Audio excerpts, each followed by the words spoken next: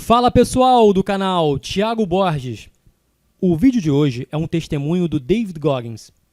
David Goggins é um ex-militar da Marinha Americana, atleta de corridas de longa distância, palestrante motivacional e autor. Goggins acredita fortemente que se colocar em situações desconfortáveis todos os dias faz com que criemos resiliência mental, levando-nos para um próximo nível de expansão da consciência. Inseri legendas nesse vídeo para facilitar o acesso para pessoas com deficiência auditiva e também facilitar a compreensão de todos. Estou disponibilizando essa palestra em texto e também em áudio MP3 lá no meu canal do Telegram. O link para o meu canal do Telegram está aqui na descrição. Espero que gostem do vídeo de hoje. Bom estudo! Vamos dar as boas-vindas a David Goggins. Seja bem-vindo. Nós realmente agradecemos por ter vindo contar sua história de vida para crianças e coaches em nossa cidade. Foi um ótimo dia. Você foi incrível ontem, muito obrigado. Eu que agradeço, muito obrigado. Você teve uma infância difícil, se eu entendi bem, e parte da sua história foi superar coisas que... Às vezes eu penso que as pessoas se limitam a pensar, sabe, eu tive um início tão ruim.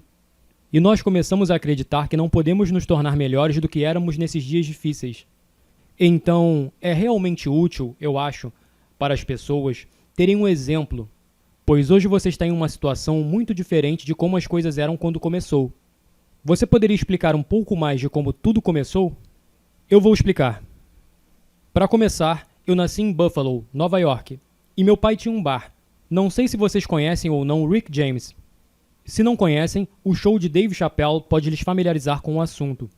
De qualquer forma, meu pai ajudou o Rick James a ficar famoso. E, dito isso, meu pai era um homem muito abusivo. Eu nunca vou esquecer a vez que eu assisti meu pai arrastar minha mãe escada abaixo pelos cabelos. Foi muito triste para mim e meus irmãos.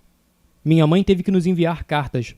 Então, sabe, nós não podíamos fazer educação física, porque estávamos com hematomas de tanto apanhar. E minha mãe finalmente tomou coragem, depois que meu pai acabou com a alma de todos na casa. Minha mãe tomou coragem para finalmente se mudar dali. E para minha sorte, ela se mudou para uma pequena cidade chamada Brasil, Indiana. Lá tem cerca de 10 mil habitantes e apenas 3 famílias negras. Então, para resumir, fui chamado de preto todos os dias da minha vida. E eu esqueci minha primeira vez. Eu peguei meu carro e eles picharam: "Ei, preto, nós vamos te matar." Então... estou tentando descrever a situação para todos vocês, para que entendam que vocês não precisam de muito para ter sucesso na vida. Foi mais ou menos assim que eu comecei. Todas essas dificuldades podem ter te abatido tanto que você pôde mudar todo o seu senso de valores. De alguma forma você superou isso. Sabe dizer como? O que te deu a habilidade de superar esse começo ruim? Bem, eu não era muito talentoso. Eu me formei como o segundo pior aluno da minha classe. Eu não fui à escola praticamente, porque eu peguei meu... Muito obrigado, agradeço por isso. Obrigado. Eu não fui muito à escola porque eu era, sabe, constantemente espancado. Sofria bullying constantemente, então me tornei muito inseguro. E o único talento, sim, eu chamo de talento, é um grande dom que eu tenho. Eu tenho sempre ouvido essa voz na minha cabeça. E a voz vem de Deus. E, sabe... com todas as minhas inseguranças, todos os problemas que eu tinha quando criança, eu era guiado por Deus. E eu nunca culpei Deus por quaisquer coisas ruins que eu tenha passado. Desde problemas de saúde, a ter um pai ruim e ter, sabe, sofrido bullying. E também passei por uma fase em que eu pesava 136 quilos. Eu era muito pesado. Eu nunca culpei Deus por nada. Então sempre dei todo o crédito a simplesmente não botar, sabe, a culpa em Deus. Sempre assumir quem eu sou. Em um certo ponto, você decidiu seguir para o militarismo, se eu entendi bem. Você não só é das operações especiais da Marinha, mas também das operações especiais do Exército. E alguma outra função nas Forças Aéreas também? Certo. Eu sou a única pessoa na história das Forças Armadas que esteve nas operações especiais das Forças Aéreas. Eu passei pela Escola de Guardas do Exército, fui condecorado lá. E eu fui o 36º afro-americano a se formar na Marinha e treinei mais 7 anos lá. Então...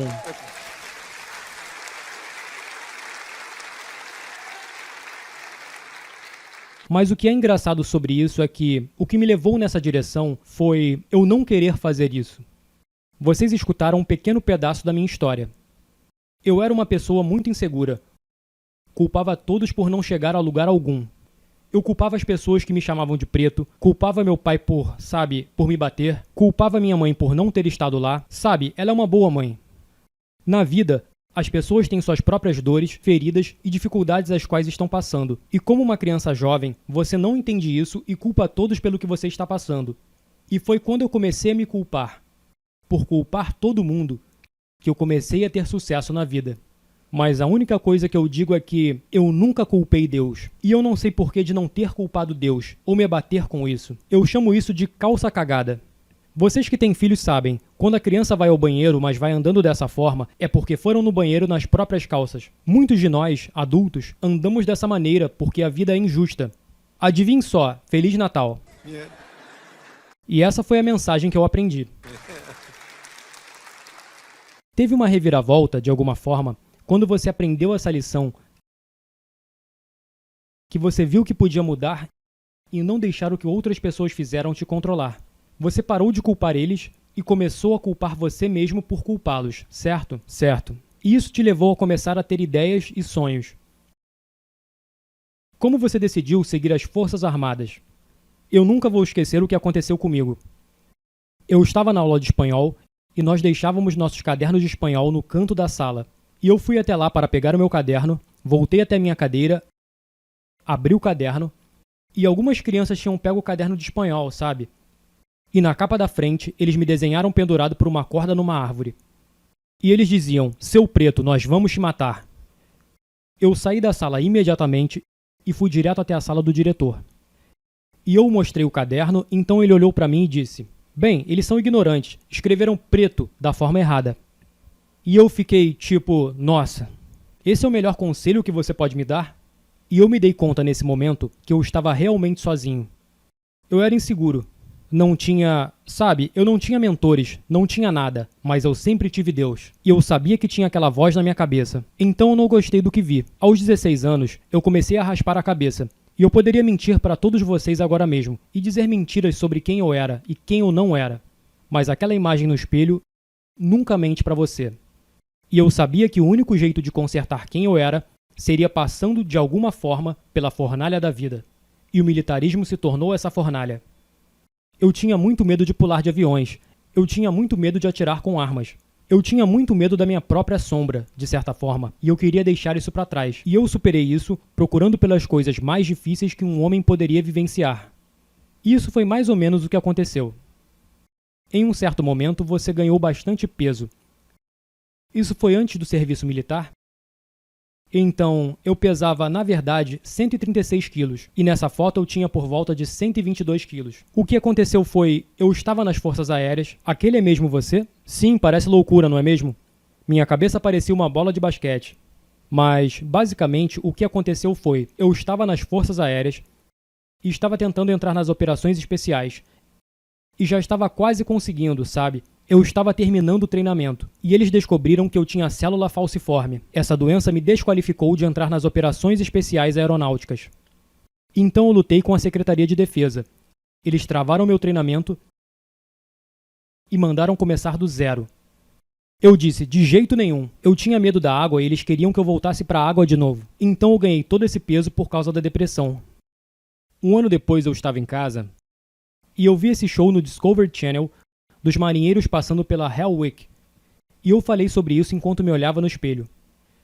Eu falei, quer saber? Estou cansado de ter medo. Mais uma vez, estou indo direto de volta ao que eu era antes na escola. Eu estava indo de volta para o que todos diziam que eu era. E eu não queria mais ser aquela pessoa. Então eu decidi ir até um posto de recrutamento e disse, eu quero ser um Navy SEAL, com essa aparência. Ah, desculpa, tiraram a imagem. Sim, com a aparência daquela foto que vocês viram. Resumindo, o recrutador disse que eu deveria perder 48 quilos em 60 dias, porque eu estava quase velho demais para ser um SEAL da Marinha. Vocês conhecem essa história. Eu perdi peso e eu passei por 3 Hell Weeks e me tornei um SEAL da Marinha. Realmente incrível. Então, a maioria das pessoas que passaram por isso tiveram apenas uma Hell Week, certo? Por que 3? Digo, por que essa diferença também? De novo, eu nunca culpei Deus, mas Deus definitivamente me colocou à prova algumas vezes. Então, no treinamento, você só deve passar por uma Hell Week. Eu sou a única pessoa em 70 anos de treinamento da Marinha que passou por 3 Hell Weeks. Passei por 3 Hell Weeks no mesmo ano. E alguns de vocês podem não saber o que é a Hell Week. A Hell Week é o treinamento mais difícil que o militarismo tem a oferecer. São 130 horas de treinamento contínuo. Nessas 130 horas, você talvez tenha 2 horas para dormir. E a ideia desse treinamento é literalmente destruir o homem. E uma vez que esse homem está destruído, o treinamento começa. Então, eu tive sorte suficiente para estar lá no ano em que isso aconteceu uma vez em 70 anos. Eu estava lá nesse ano, louvado seja Deus. A ordem do comandante era: se qualquer um de vocês se machucar, ou qualquer um de vocês sentir alguma coisa, nós vamos te mandar de volta para o primeiro dia de treinamento. Eu não ligo se você está na última semana de treinamento, e o treinamento tem 6 meses de duração. Eu vou te botar de volta no dia 1. Então o que aconteceu comigo foi, a Hell Week é na 5ª semana do treinamento, e em algum momento da Hell Week eu me machuquei e voltei para o primeiro dia de treinamento. Passei pela minha segunda vez por uma Hell Week completa. Estava me preparando para começar a segunda fase do treinamento. Eu estava todo feliz, porque a Hell Week é a parte mais difícil do treinamento. O que aconteceu? Eu machuquei a perna e voltei para o primeiro dia mais uma vez. Comecei do primeiro dia novamente. Passei pela Hell Week e nessa semana estava muito frio em San Diego. Um cara morreu de edema pulmonar. Eu passei por isso e me tornei um Navy SEAL e ganhei todo o peso de novo. E a história continua. Você participou de várias missões. Quantos anos você serviu? Eu servi 21 anos nas Forças Armadas. Servi 4 anos na Aeronáutica. Servi 16 anos como SEAL da Marinha. E eu trabalhei no Exército por cerca de 1 ano. Então 21 anos no total. Isso é realmente impressionante. Obrigado. Uma das coisas que nós amamos é que pessoas como você, que serviram como você serviu, isso é um sacrifício impressionante. E nós somos muito gratos pelos militares. Existe um grande sacrifício no que você fez para podermos estar aqui hoje. Nós temos a liberdade para aparecer aqui porque você sacrificou a sua por todos nós. Obrigado por isso. Obrigado.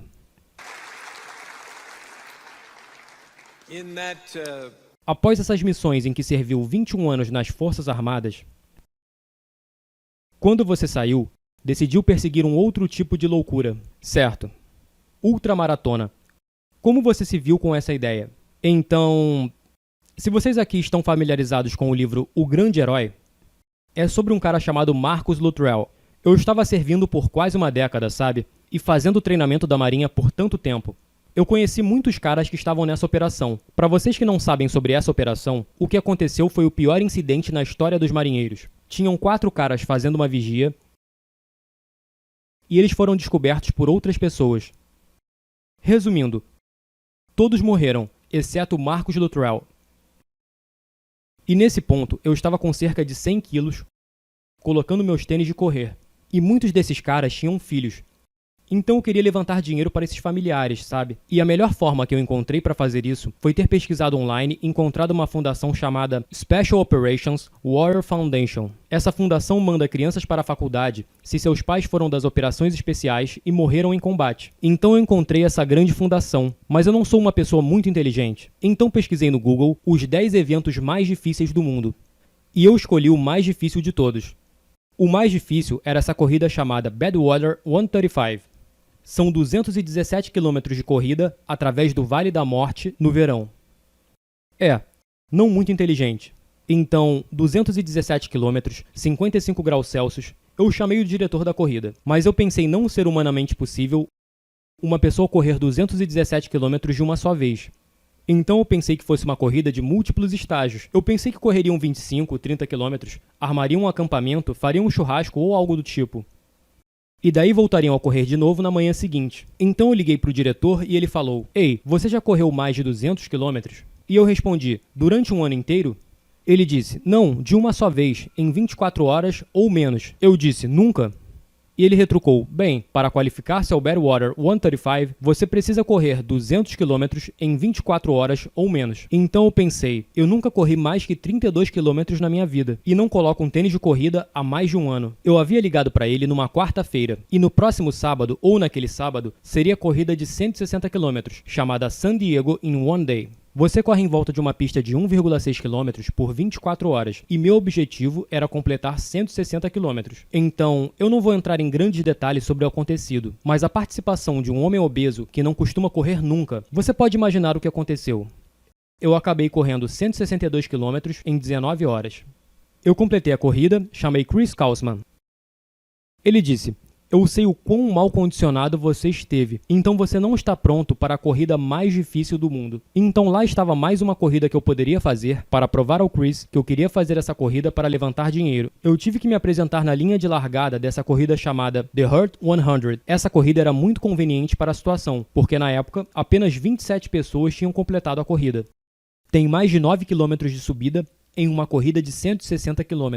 É o equivalente a escalarmos o Monte Everest e nós adicionarmos 160 km à conta. Então, basicamente, eu fui à linha de partida da corrida com uma tala nos pés.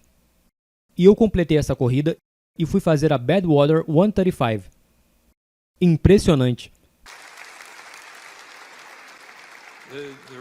O motivo para a tala nos pés foi por causa da corrida de antes? Certo, então, o que não contei a vocês foi, na minha terceira semana no inferno, então, quando você passa por uma semana no inferno, dizem que você perde 5 anos de sua vida. Então acho que estou quase expirando nesse mundo, certo? Mas, basicamente, quando estava passando pela terceira semana no inferno, eu não tive muito tempo para curar meu corpo. Então os oficiais, o pessoal no comando disse: Ei, David, você sabe que esse é seu último ano para tentar passar? E simplesmente minhas pernas estavam quebradas por fazer o treinamento da Marinha pela terceira vez. E eu descobri que precisava literalmente usar fitas de compressão. Fitas de compressão são fitas que atletas usam para prevenir os tornozelos de saírem do lugar. Eu usei as fitas dos meus pés até minhas panturrilhas. Isso fez com que meu pé não dobrasse. Então eu meio que corri flexionando o quadril. E a primeira hora de corrida era muito dolorosa. Mas então meus pés ficavam dormentes e eu conseguia fazer todo o treino desse modo. Foi assim que eu passei pelo treinamento da Marinha. Nice. Yeah. Você acha que tem algum tipo de capacidade para desligar o que o seu cérebro está alertando e seguir em frente mesmo com dor? Como isso funciona? Bem, para mim, vocês ouviram um pedaço da minha história sobre estar sempre com medo e também inseguro. Eu costumava mentir para todos sobre quem eu era. Mas uma coisa que eu descobri na minha vida, depois que comecei minha jornada, é o quão incrível nós somos e quão longe podemos ir. O quão forte nossa mente é. Mas eu descobri através da fé. Vocês sabem, eu nunca culpei Deus por nada. E eu era muito paciente na minha vida. Tinha uma fé real. Muitos de nós acreditamos em Deus. Mas sabe, alguns de nós acreditamos pouco em Deus. Quando a situação está ruim, culpamos Deus. Eu tive fé legítima. E essa fé me permitiu ir a um lugar na minha mente que muitas pessoas têm medo de ir. Porque é doloroso. Envolve sofrimento. E muito questionamento sobre o motivo de estar fazendo isso. Eu pude ir à escuridão da mente e encontrar a luz. Eu me encontrei nessa jornada que me levou para longe de mim mesmo, longe de culpar os outros. E por começar a me responsabilizar, eu me encontrei. Então eu busco resposta interiormente e me torno uma pessoa melhor. Eu estava em Washington essa semana e pensando sobre estar aqui hoje, sabendo que você estaria aqui.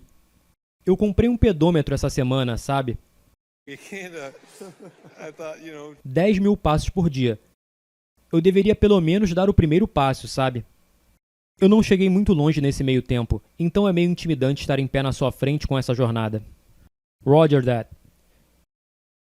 Isso é bom. Sim, isso é bom. 10 mil passos. Tudo é relativo. Ok. Corrida de 320 km. Tudo isso é muito relativo. Bem, eu vou dar o primeiro passo. Adorei saber. Isso é ótimo. Roger that. Isso que você falou, o que significa para você? Isso se tornou uma parte de sua mensagem de vida. Eu digo Roger that muitas vezes. E digo pois o que descobri passando pelo treinamento.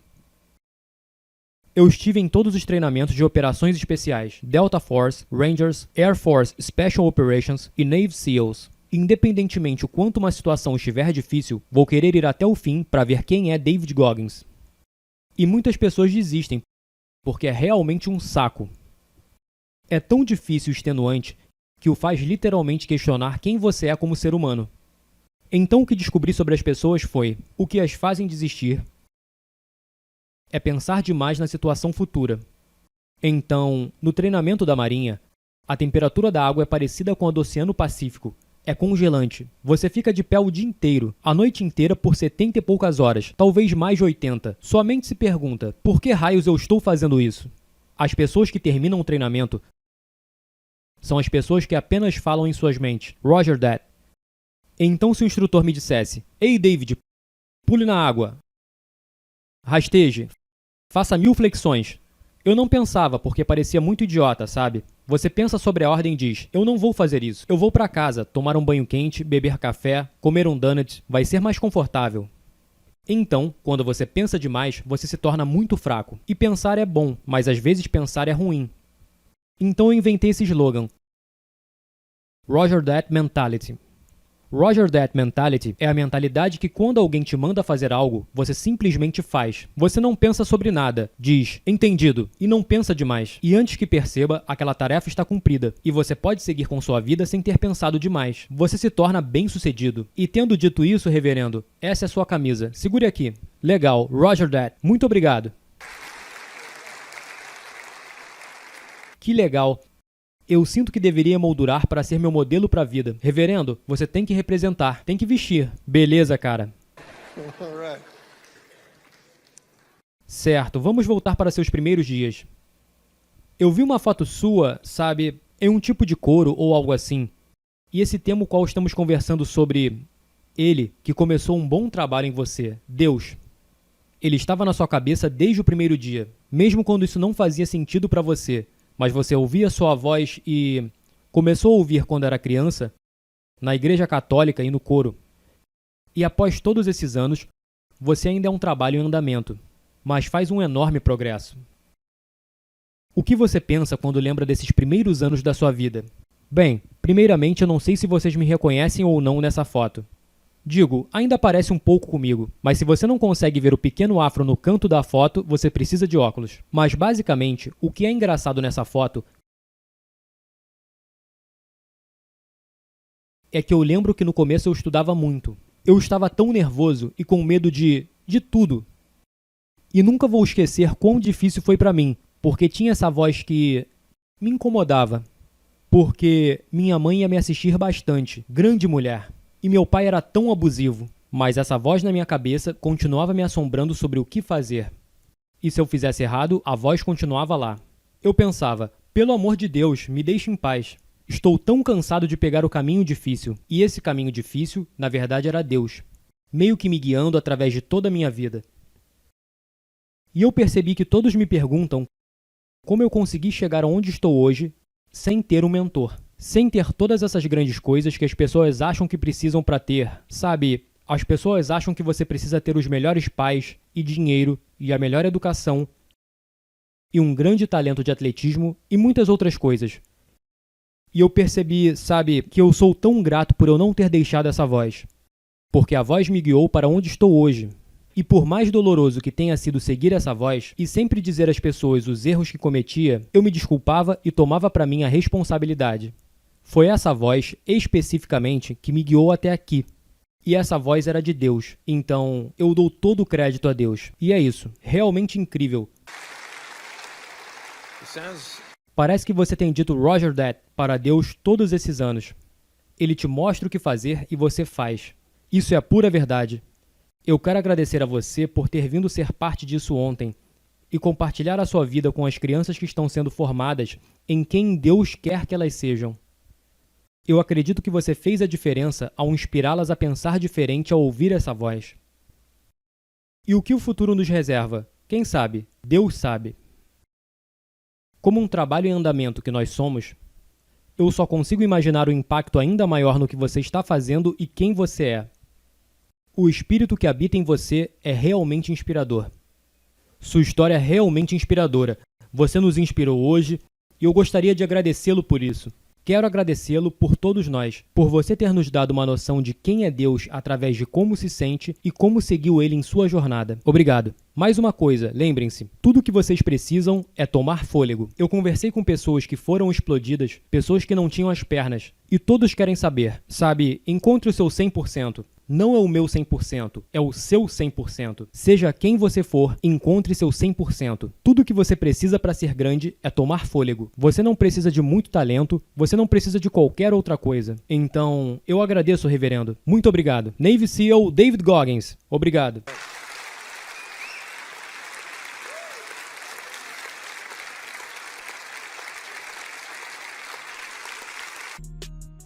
Se você está gostando dos vídeos dublados aqui do canal Thiago Borges, curta, compartilhe e inscreva-se. Ajude-me a continuar dublando vídeos do nosso mestre Bob Proctor e de outros coaches internacionais. Fique com Deus. Um abraço do amigo Thiago Borges.